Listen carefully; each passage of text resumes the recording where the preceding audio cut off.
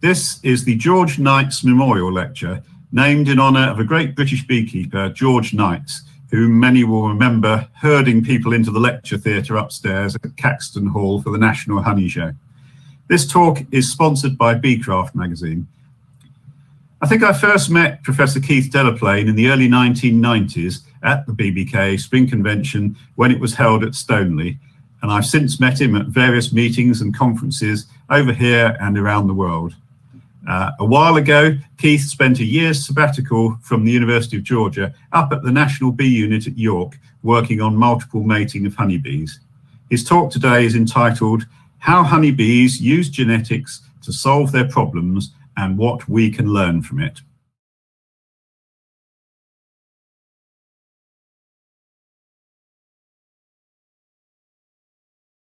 Well, hello.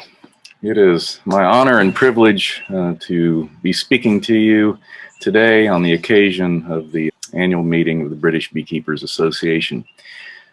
My name is Keith Delaplane. I'm a professor of entomology at the University of Georgia in the United States.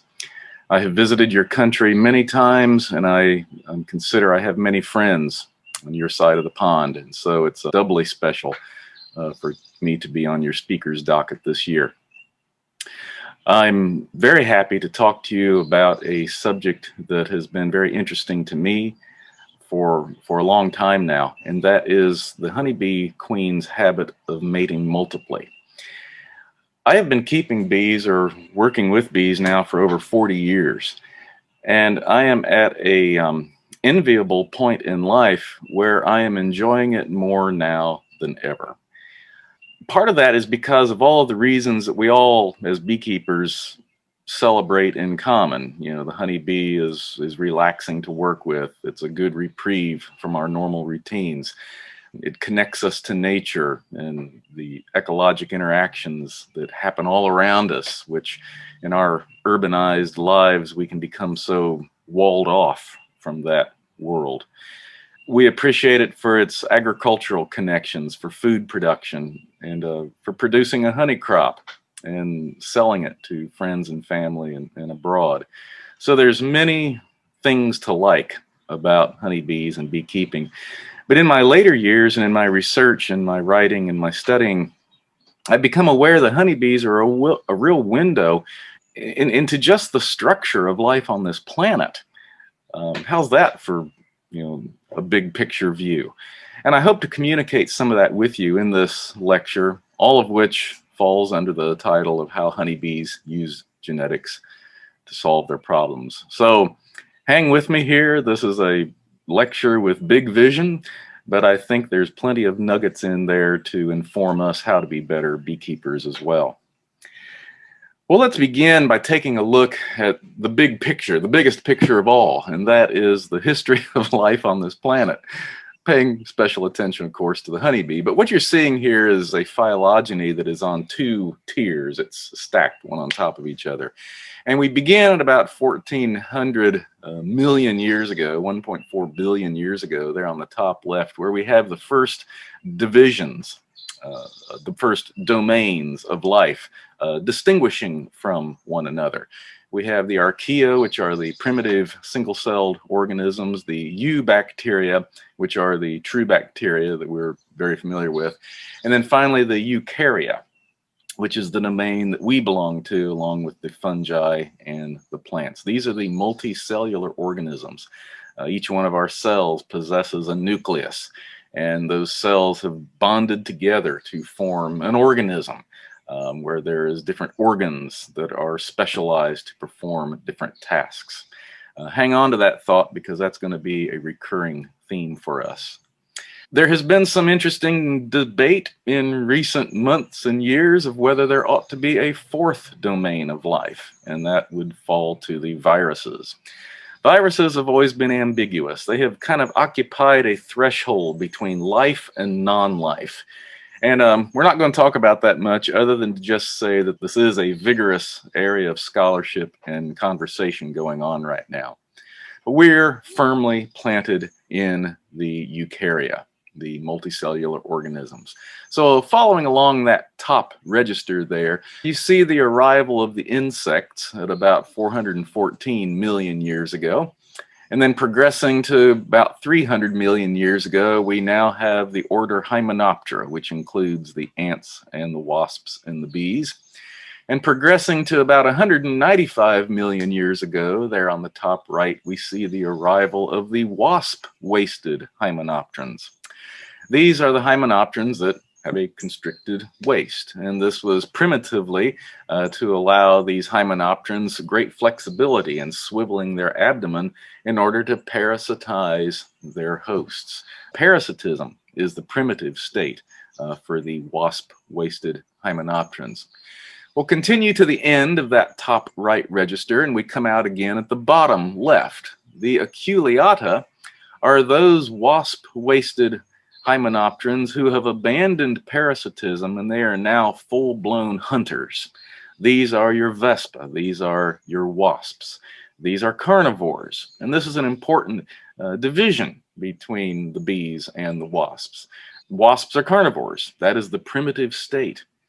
Now, I want to alert you there at the bottom left, between the years 100 and 140 million years ago, we have the arrival of the angiosperms. These are the flowering plants. And it is no accident that right toward the end of that initial radiation, at about 100 million years ago, we have the arrival of the first true bees. Bees' ancestral stock are the aculeata, the hunting vespa, the hunting wasps. And so we have, during this period of natural history, these protein-feeding wasps who begin taking advantage of this new form of protein that had showed up in their neighborhoods, and that was the pollen on the flowering angiosperms. You see where this is going. The bees are simply hunting wasps that have abandoned carnivory in preference of a vegetarian diet, exploiting the pollen and the nectar off of these new plants that have shown up, the angiosperms. And so that coevolution has been one of the biggest success stories in the history of life, how these vegetarian wasps profited from feeding on the protein that these angiosperms provided in their pollen, and the angiosperms profited by these vegetarian wasps spreading their pollen around to help them reproduce. Coevolution in textbook form. Okay, moving on a little more rapidly, about 90 million years ago, we have the arrival of the Apiinae, which is the subfamily that contains the honeybees. And by about 70 million years ago, we have the arrival of the tribe Apiinae, which today is represented by only one genus, the genus Apis. And you see, moving along there between the years 20 and 30 million years ago, you see that little pink oval. And that represents the arrival of true sociality, or eusociality. And most of us as beekeepers are aware of this. It's the idea of a species that lives together colonially, the majority of whom have abandoned their own reproduction in preference to another individual or fewer individuals who do the reproduction in that colony. So this is a truly eusocial state. And once gained, Apis never abandoned it. There are some cases of primitive eusociality where they phase in and out of a truly social state. And a good example of this is the bumblebees. They're not fully committed, so to speak.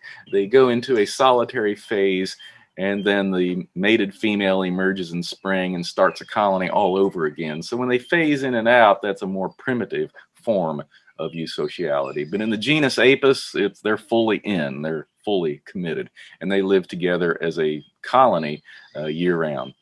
And then finally, to the bottom, or far right, I had to scrunch the time scale to fit it all in because events are happening so rapidly at this point, at the scale of tens of thousands of years. We see it about 300 and 500,000 years ago. We see the arrival of the species Mellifera. And then finally, toward the very end there, in the last tens of thousands of years, it's radiation into different lineages, ultimately different subspecies. So there you have the biggest picture. Honeybees are kind of like us. We're very, very, very, very latecomers in this grand epic that I just spelled out for you.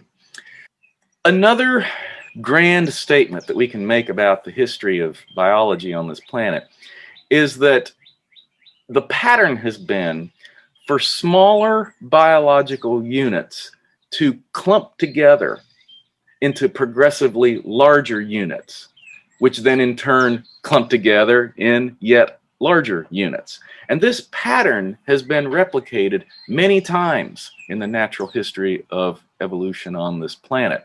And at each one of those major evolutionary transitions, and this is what these are called, evolutionary transitions, there has to be a tacit agreement among all of the lower constituents. They have to subsume their selfish genetic interests into the greater interest of the collective.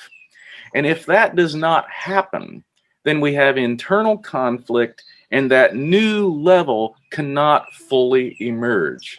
It is contingent on these lower levels coming together, working cooperatively, and resolving their genetic conflicts for the good of the greater whole. And this diagram is illustrating that. We're starting at the bottom. Here we have just unlinked free nucleotides, which then clump together to form DNA. And then the DNA clumps together to form chromosomes. And the chromosomes become bundled together to form cells.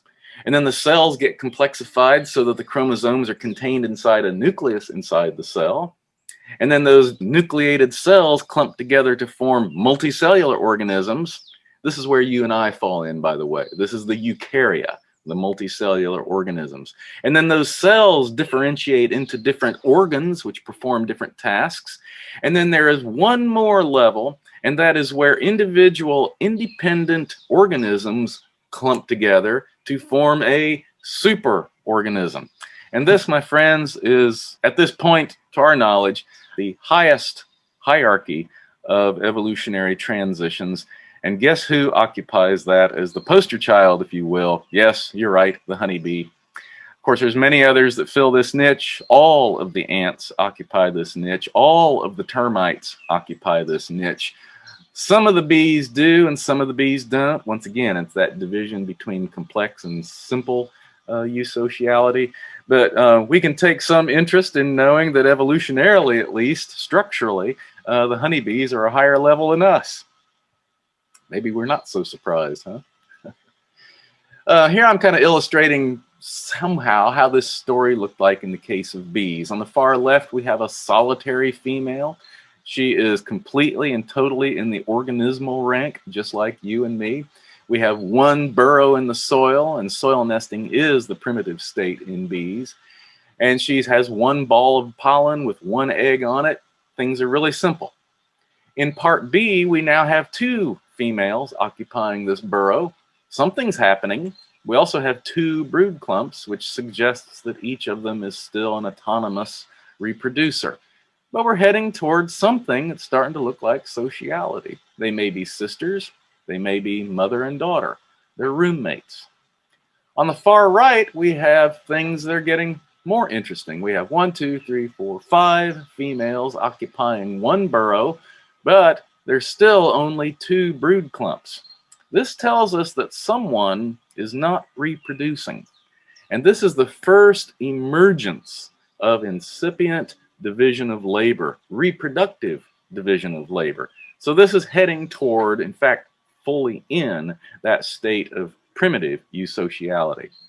Now, in this gradient I just described, falls the vast majority of all bee species. The majority of bee species are solitary in that scenario A in that previous slide. And this is a species that's common in Georgia that is solitary. They like to live together in aggregations in the soil. It gives the false appearance of a social colony because they're active in a very brief period of time.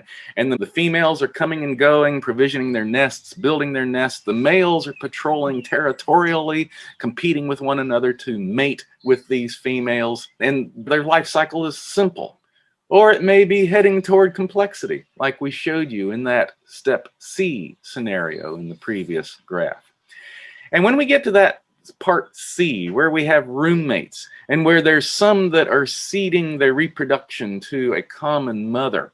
And this, by the way, is given energy in the order Hymenoptera by the fact that the males all are haploid across the entire order. And what this means, it means that daughters of a common father are hyper-related to one another to a degree of 75% instead of the normal 50%.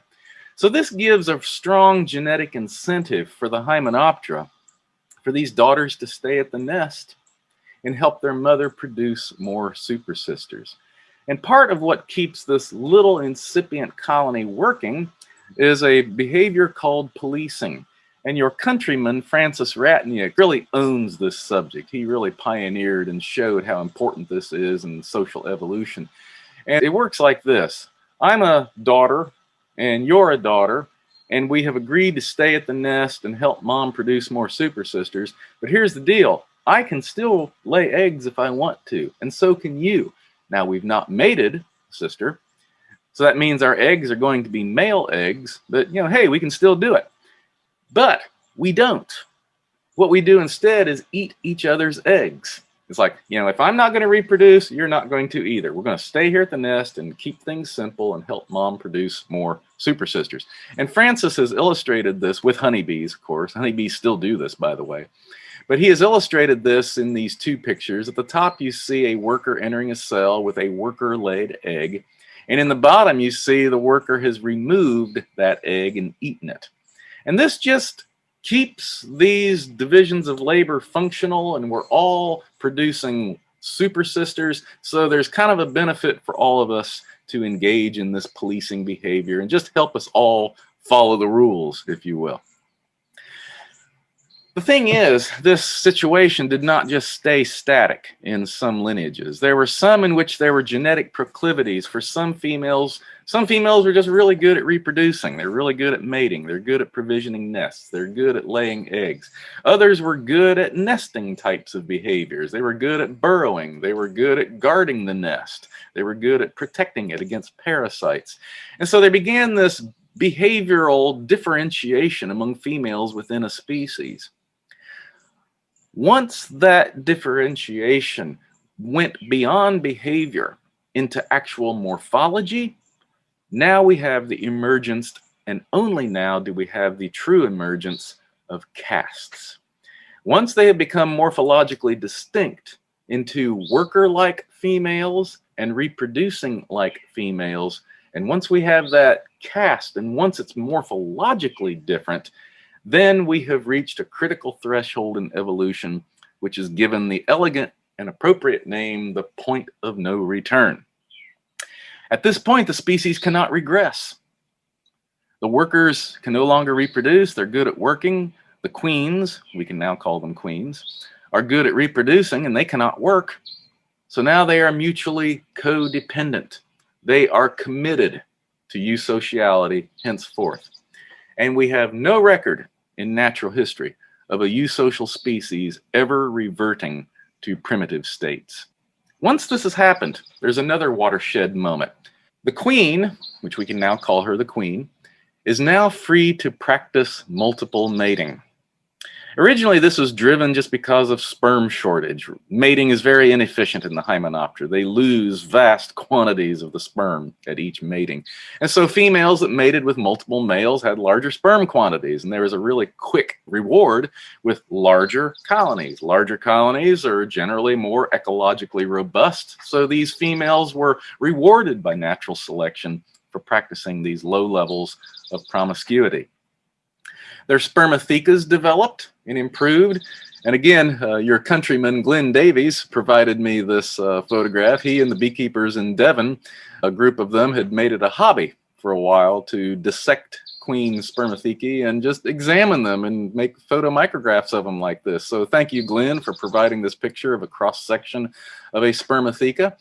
You can see that ring around the outside is filled with black dots. These are the nuclei of these cells. It's only one cell thick, the spermatheca's wall. And inside what looks like a ball of yarn is the sperm.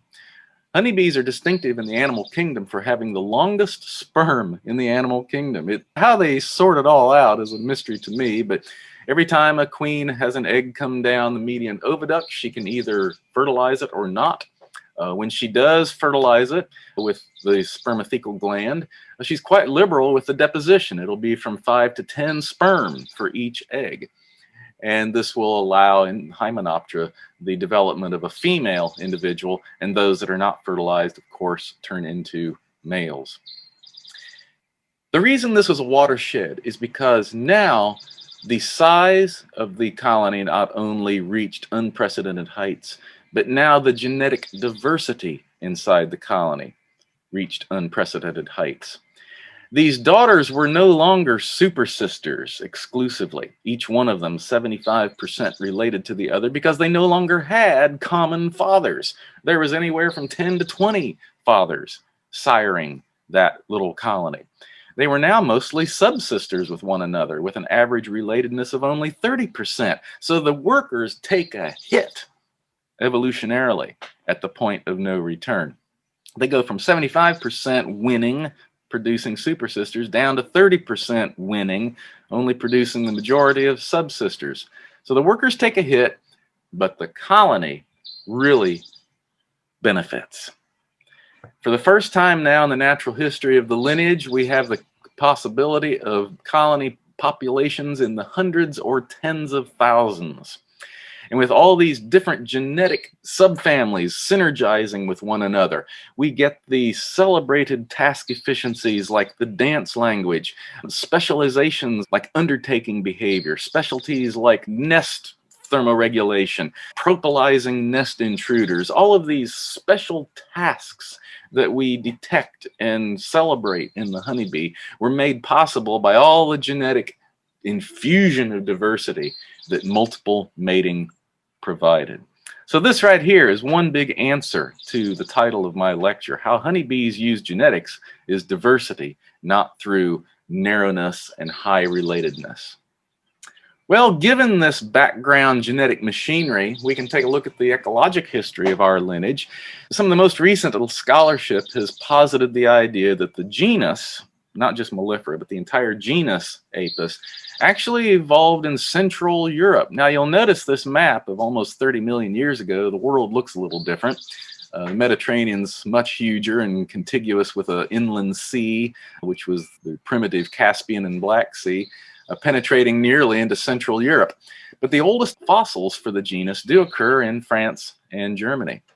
And according to this model, this early Apis lineage emigrated into Southeast Asia, and from that point radiated into the many species of Asian Apis that we know today.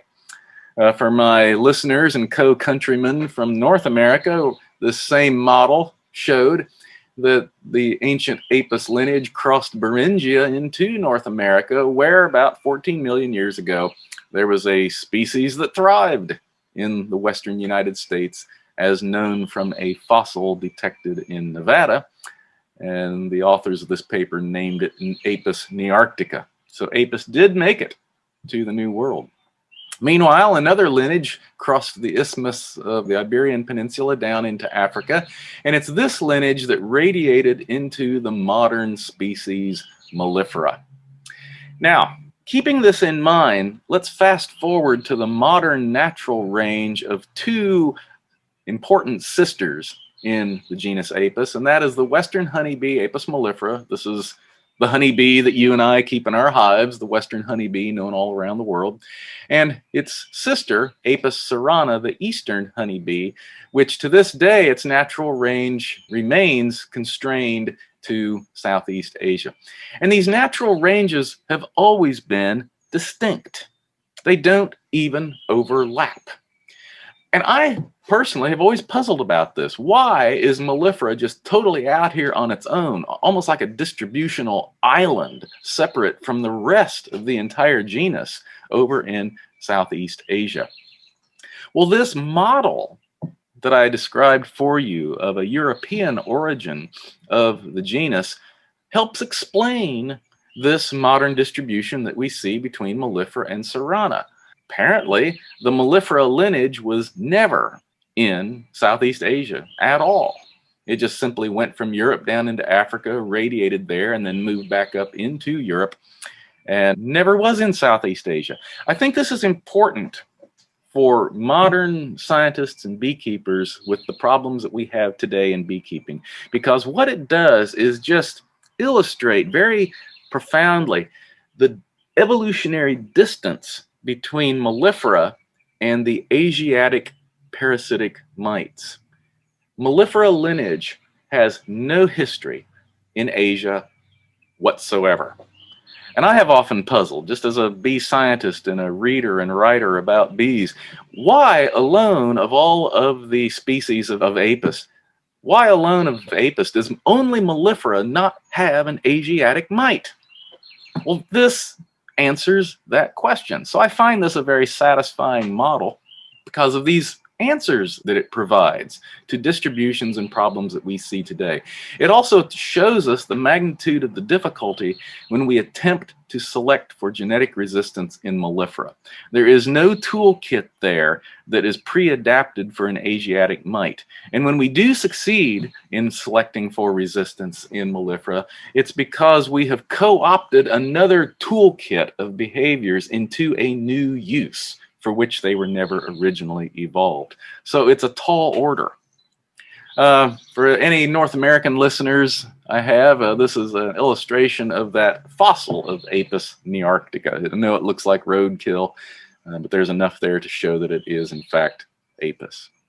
Meanwhile, back in Africa, we had that mellifera lineage beginning to radiate. And by about 300,000 years ago, a branch of it emigrated back across the Iberian Peninsula into Europe. From the west, another lineage about 165,000 years ago immigrated from the east into Eastern Europe. And it's these two lineages that gave rise to Apis mellifera mellifera, the Northern European honeybee, which is native to Britain, and Apis mellifera carnica and ligustica, which are exported all around the world.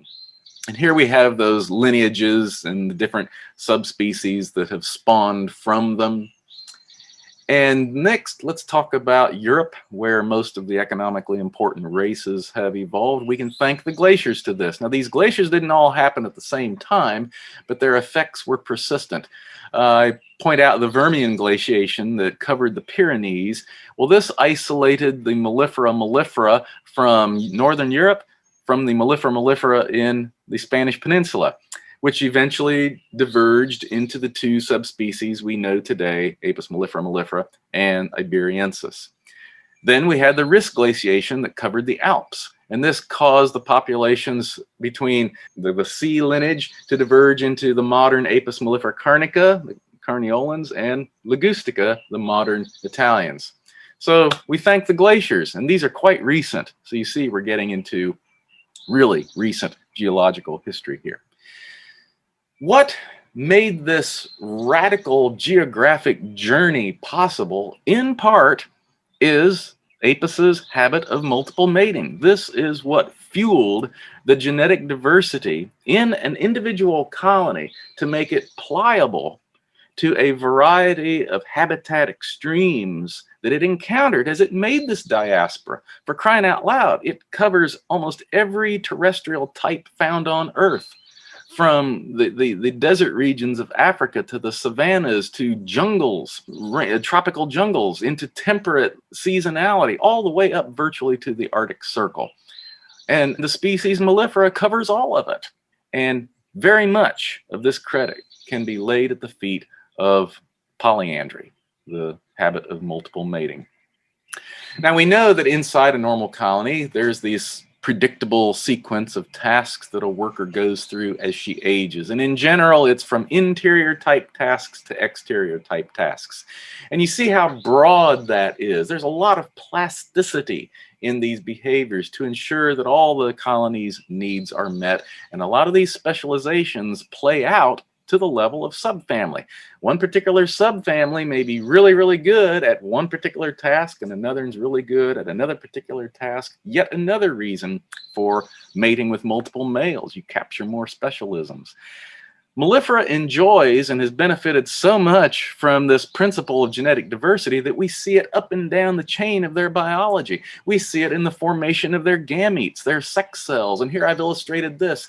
When eggs and sperm are made in our sex organs, the chromosomes pair up you see there in step A, and then they cross their legs in step B, and then sections of the chromosome break off in step C, and then they rejoin on the mate in step D, and then those chromosomes separate yet again and then form the sperm and the individual egg. This is a way of scrambling the genes, even in the production of the eggs and the sperm.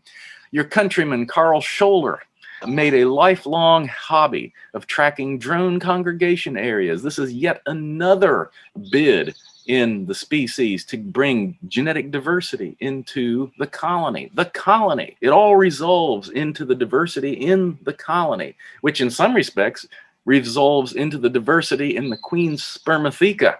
That's what we're all talking about here. Carl's here illustrating his technique. He would go out with a big cane pole. He would have a piece of chalk dyed black, soaked in queen pheromone, and he'd dangle it from the end of a fish line, and when the drones would come, he would map this, and he did this for decades. And we now know that these drone congregation areas are often constituted with drones from up to 200 colonies. 200 different colonies are contributing drones to a common drone congregation area, so that when a virgin queen flies through them, she has an extremely high chance of mating with a diverse stream of drones. This is kind of an interesting point to raise. Some of those matings doubtlessly include her own brothers. But I would propose to you that polyandry is yet one more adaptation for evading whatever negative effects of inbreeding these occasional mismatings would cause. They would sort of be drowned out, if you will, if the queen has mated with a sufficient number of other drones. So this habit of multiple mating is not just accidental to the evolution of Apis mellifera. It is integral to the evolution of Apis mellifera. And I just want to put an exclamation point on that fact. The way Apis mellifera uses genetics to solve its problems is through an elaborate, multi-layered tier of acquiring genetic diversity inside the nest. We get it in the formation of their gametes. We get it in the constitution of the drone congregation areas. And we get it in the queen's habit of multiple mating. So at least by 3 major levels does the species commit to getting a large allelic diversity represented inside its nest. And as we see, it's worked, right? They occupy virtually every terrestrial type on Earth. Now, let's also acknowledge the way the humans go about using genetics to solve honeybee health problems. Invariably, it is a process of genetic narrowing.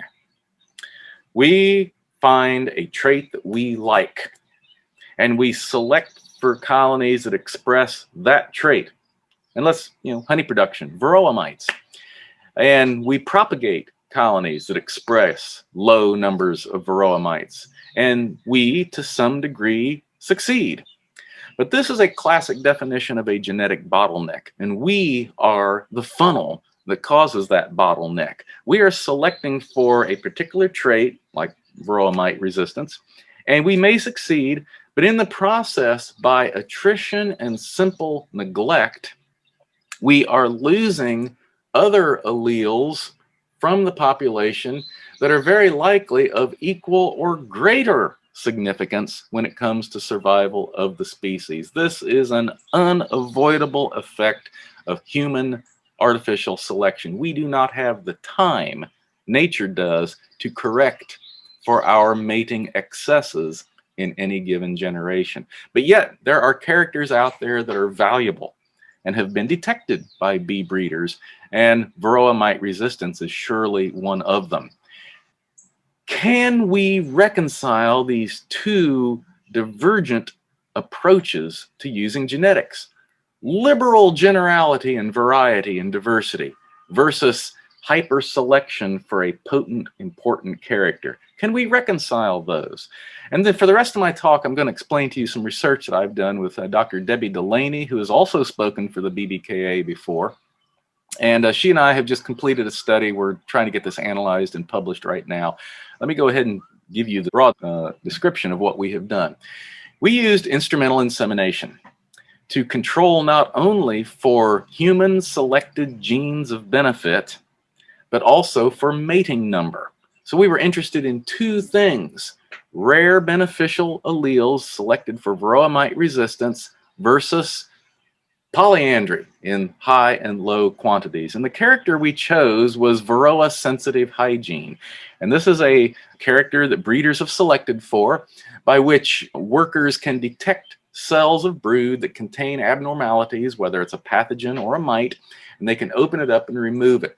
I'm showing how this can be tested for in the field. You can use a cylinder, like polyvinyl chloride pipe is better, and just screw it into a section of sealed brood, pour in liquid nitrogen that kills the brood into a solid block of ice, and then put that killed brood back into a colony and come back after 24 hours.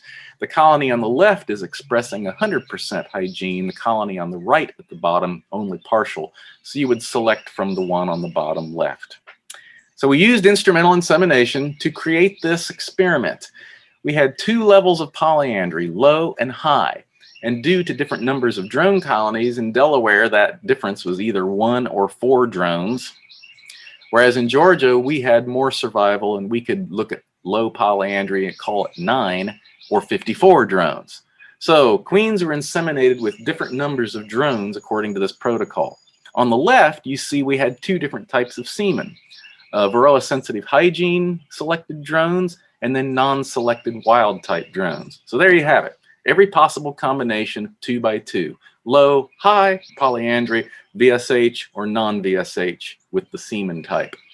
And here we are on the day we set this study up. That's Debbie Delaney in the far back left, Kirsten Trainer, now living in Germany and publisher now of a new magazine called 2 Million Blossoms.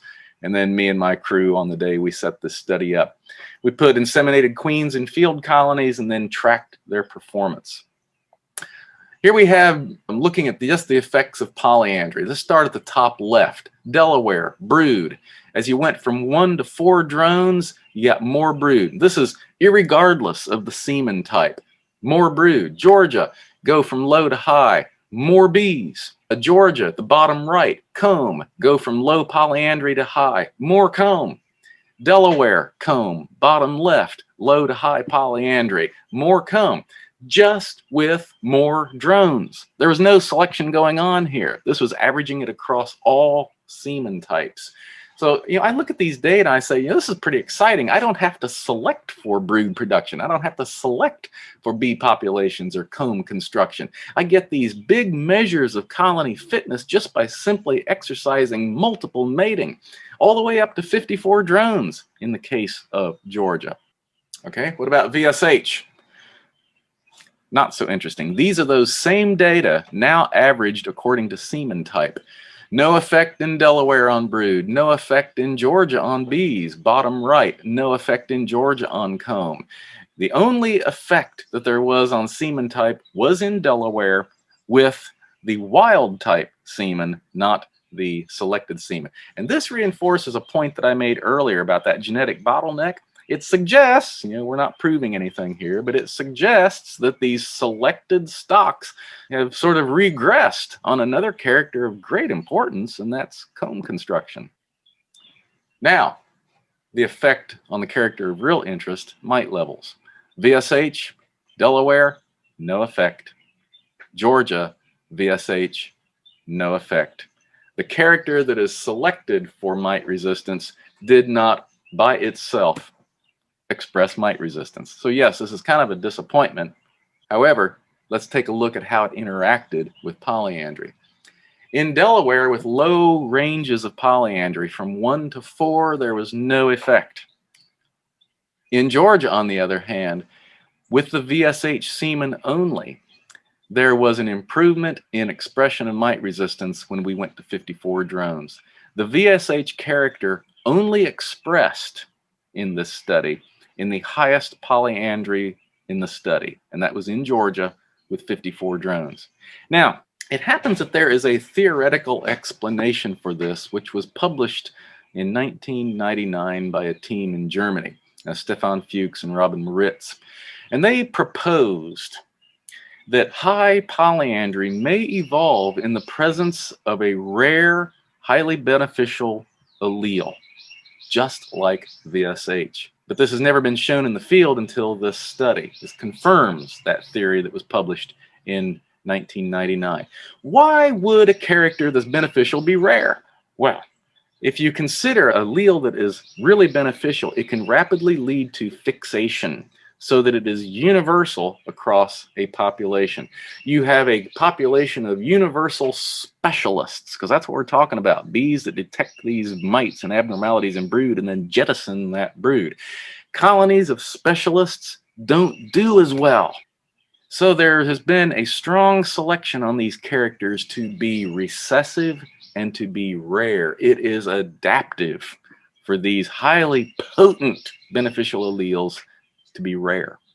So the strategy becomes for a polyandrous species like Apis mellifera for the queen to mate with many males. She wants to get all of the comb builders and all the brood nursers and all of the foragers, all that general basic survival stuff. She wants that covered. Oh, and let's mate with this one more drone that's got VSH character. It's like casting a wide net to get those few brass rings that really give your colony that survival edge against a rare and potent parasite, just like mellifera. So hyperpolyandry has proven to be a good strategy. It's kind of like Tabasco sauce. You want just a little bit of it in your colony, not overwhelmingly universal. This character of mite resistance at the highest levels of polyandry translated into a snowball of benefits, so that when we looked at overall colony survivorship, which is really, that's the brass ring in evolution, isn't it? Whether you live or not. So here we're looking at colony survival. And let's go straight to the bottom. Colony survival was optimized in those colonies that had both high polyandry and the Varroa-sensitive hygiene alleles. When you looked at polyandry alone on the top right, no effect. When you looked at VSH on the top left, it was higher survivorship because of this overwhelming benefit of that synergy with polyandry. So what's the take-home message here? Yes, we can have our cake and eat it too. We can embrace the grand strategy that mellifera has used in its evolution toward diversity and insert into that structure the rare alleles that we have selected for. And I would propose that instrumental insemination is a good available tool for beekeeping right now to do this. But we are also working on other field practices that may simulate this.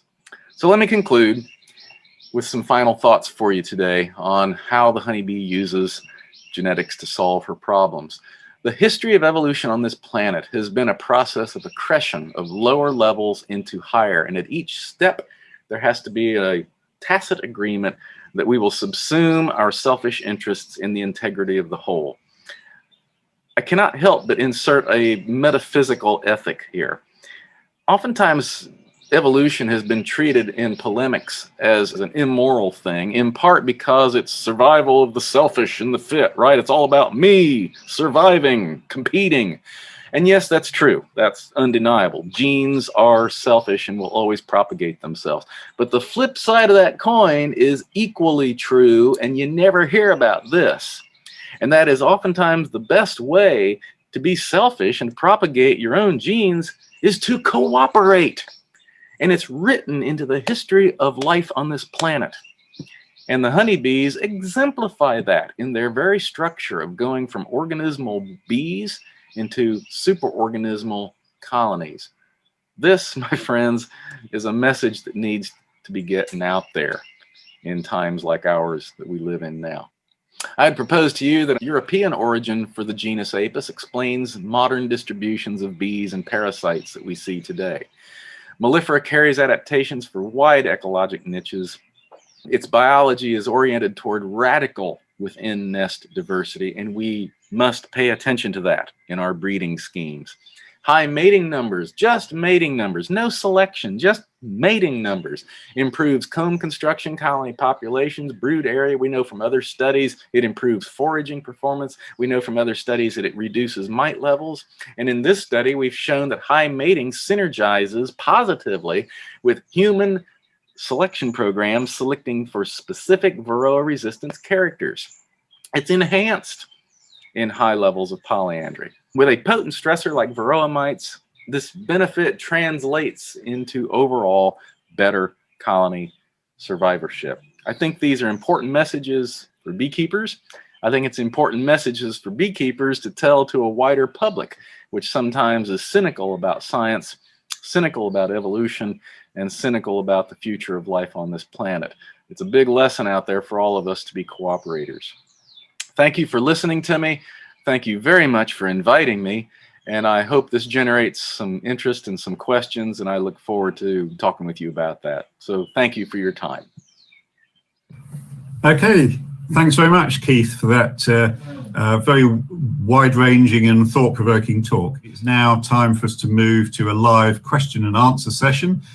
So first, I think, how do we achieve highly multiple matings in practice?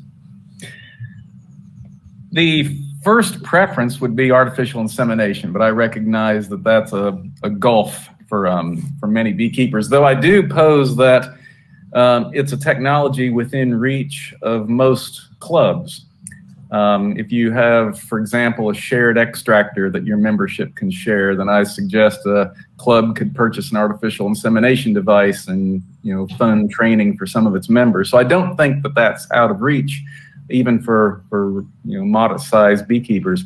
But to get to the gist of your question, there's one area that we're studying right now. In fact, we haven't analyzed the data. We're working on this, and it's to simulate the effects of multiple mating by mixing sealed brood among colonies. If you imagine that any queen, let's make it easy, say she mates with 10 males, then if you were to move frames of brood into a common colony, you could conceivably have the progeny of 70 males or more in a colony at any one time. Now, this would be an ephemeral effect because that polyandrous cohort would die by attrition, but it's possible that these could be temporarily made for points in the season at which it matters. For example, the peak Varroa mite reproductive curve. It might be a good occasion to have these artificially hyperpolyandrous groups. We're also looking at the effects of drone saturation. We know that drone saturation works in mating yards for getting desirable matings, but we don't really know how it impacts mating numbers of individual queens. But I do think brood mixing is accessible to beekeepers now. Okay, that's great. Queen rearing practice advocates breeding drones from only your best colonies. As this would narrow the gene pool, do you think that this is poor practice? Should we embrace the bad with the good? I'll take a stab. I would say we don't necessarily know what the bad is.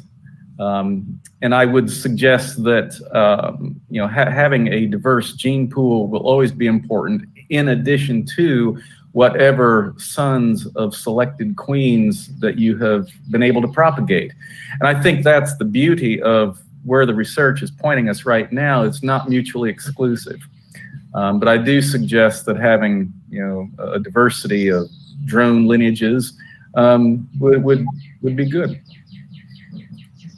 Okay, so this one comes from somebody in South Africa, which shows that this conference is really become truly international. What, if any, research, it says, have you or has been done on mating between Apis mellifera scutellata and capiensis regarding mating, and the small hive beetle in regards with genealogy, it says. So, wow. In our experience in the New World has been a rather unilateral effect of the matings between scutellata and ligustica in favor of scutellata. But I hasten to add that most of that experience over the last 5 decades has been limited to tropical latitudes. Now that we see scutellata genes penetrating my state, Georgia, for example, We're also seeing sort of a slowing down of the trend. We're seeing that at more extreme latitudes, those alleles are not as adaptive and they tend to sort of blend away in a gradient the further north or south in your case. So I think that trend is repeatable. We have seen that in Argentina, and we're seeing it in North America. I think a greater issue was your question about Capensis, which is a true wild card.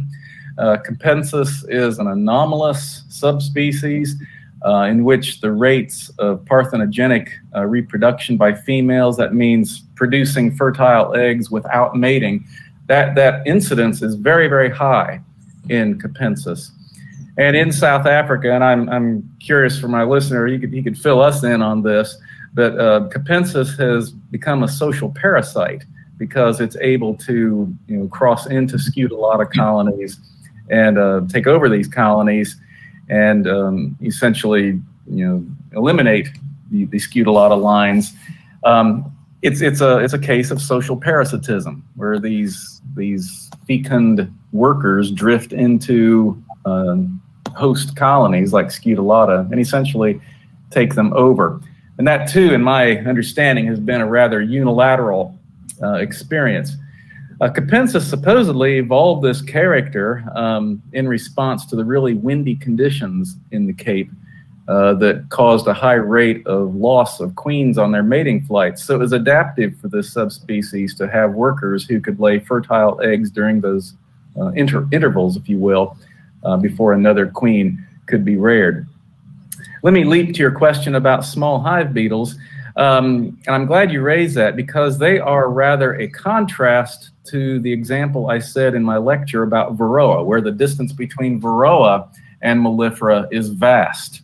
The distance with Athenotumida and Mellifera is much narrower. And we have a case in, we know, for example, that Mellifera was imported into the New World in historic times in the 1600s.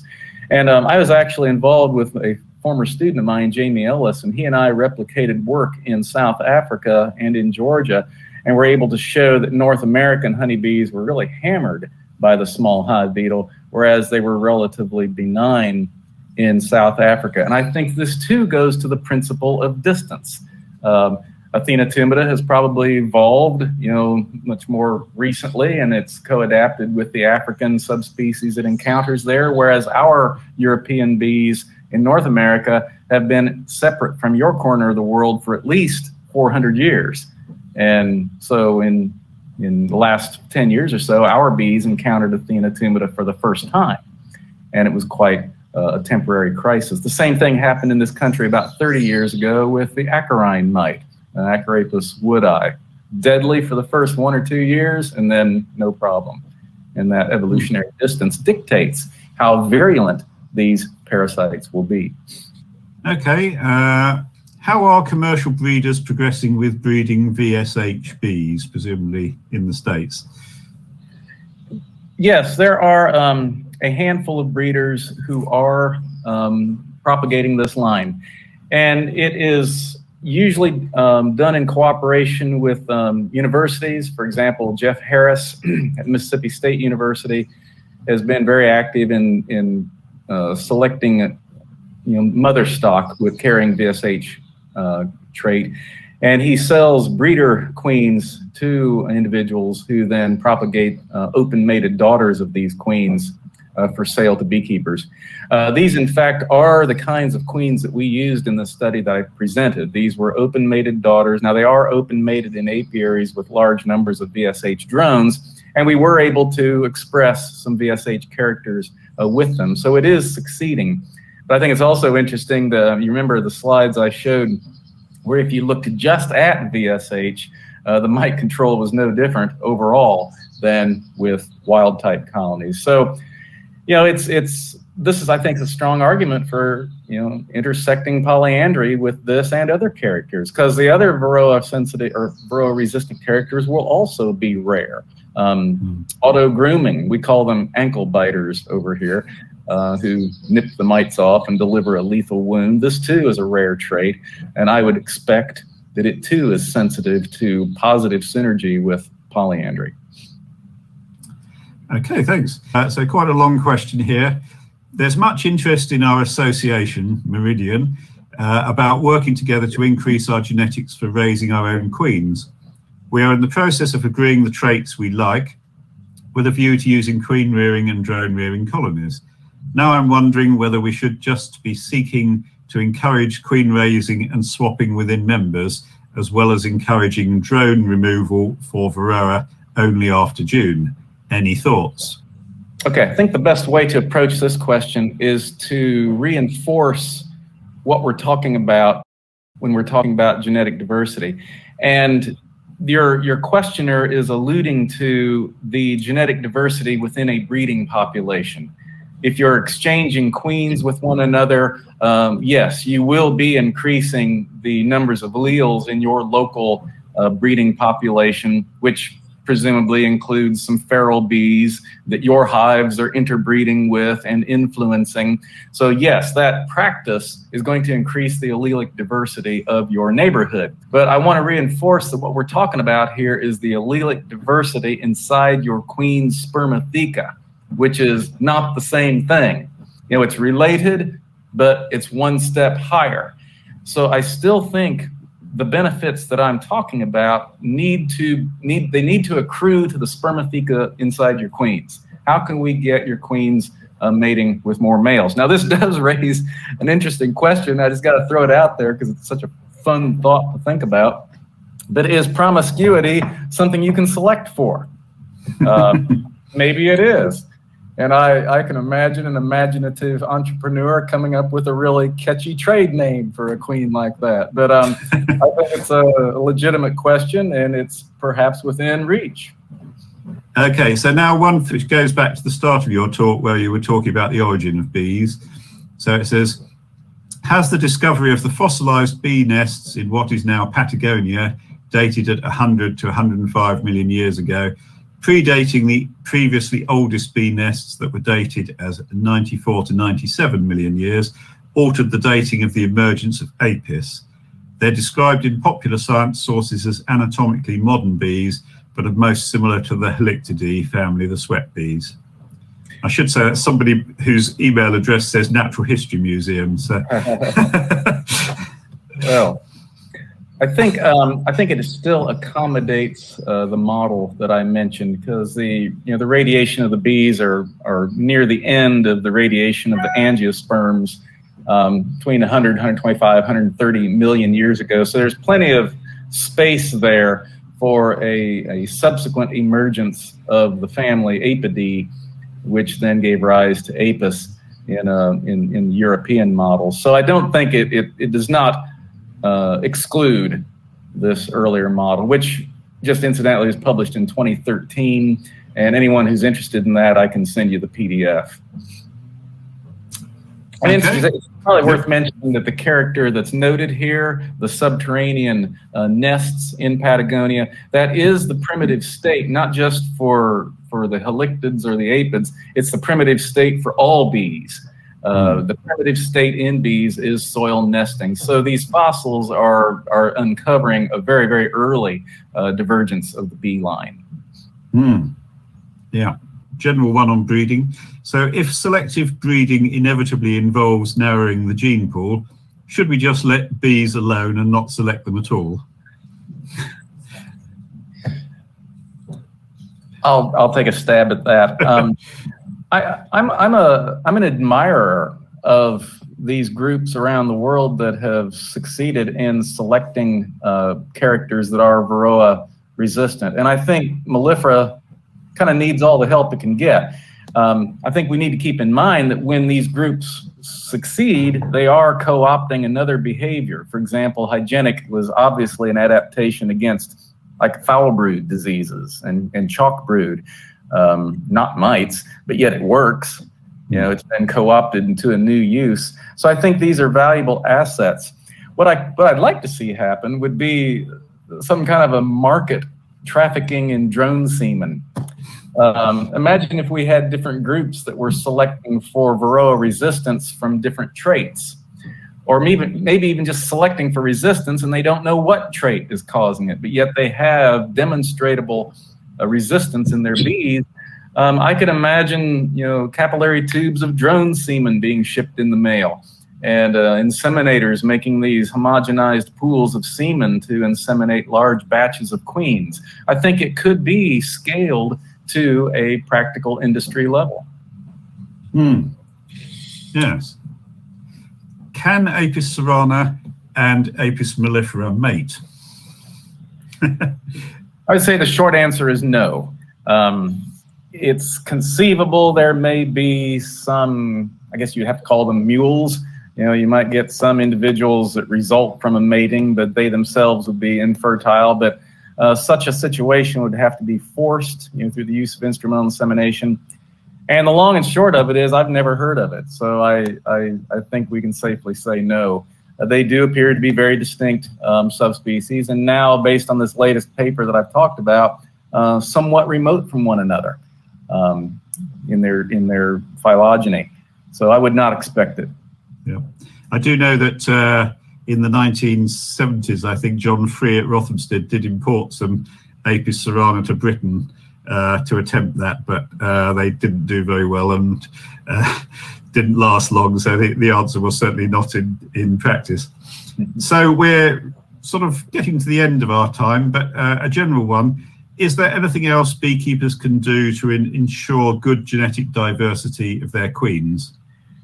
Well, I can say this. I know in your country and in your half of the world, there's a great deal of interest in trying to preserve local biotypes. And I've always privately been amused at this, because it's a very big difference between our two societies. Because in America, where we have one big melting pot, that interest is not nearly as acute. However, we have published some work about 2 or 3 years ago on how rapidly differences evolve in varroa mites, even within the scale of one season. And I just say that those of you who are involved in local preservation of biotypes, these results rather support what you are doing, because it shows that differences in the mites can evolve very quickly. And so, for example, if you are selecting for resistant bees and you have a local population of mites, they are co-affecting one another, and you're gaining benefit from what you're doing at a very local scale. So I applaud you in Europe, who have the luxury of truly local biotypes. And I hope that you keep succeeding, because that is genetic gold in the bank for all the rest of us. And the day may come when we need some very rare alleles that you and only you have in your populations. So I applaud that, but at the same time, I just want to reinforce, we're talking about the diversity inside the spermatheca. Most Apis mellifera breeding populations are not inbred. I mean, there's lots of alleles in this species, and as we've talked about, its diversity in its behaviors assure that mixing of alleles. So most populations of mellifera are quite rich in alleles. The question is, how can we get as many of those different alleles as possible inside the spermatheca of each one of our queens? That's the real catch that our work is really pointing at. And I'm excited about it, because you get really practical results with what is mechanically a very simple concept, and that's just filling them up with lots of drones. Okay, thanks very much. I think we're actually running out of time. Just to say, we have had some nice comments saying excellent talk and so on. One thing missing in this conference, unfortunately, is applause. So please clap at home, even if the speakers can't hear you.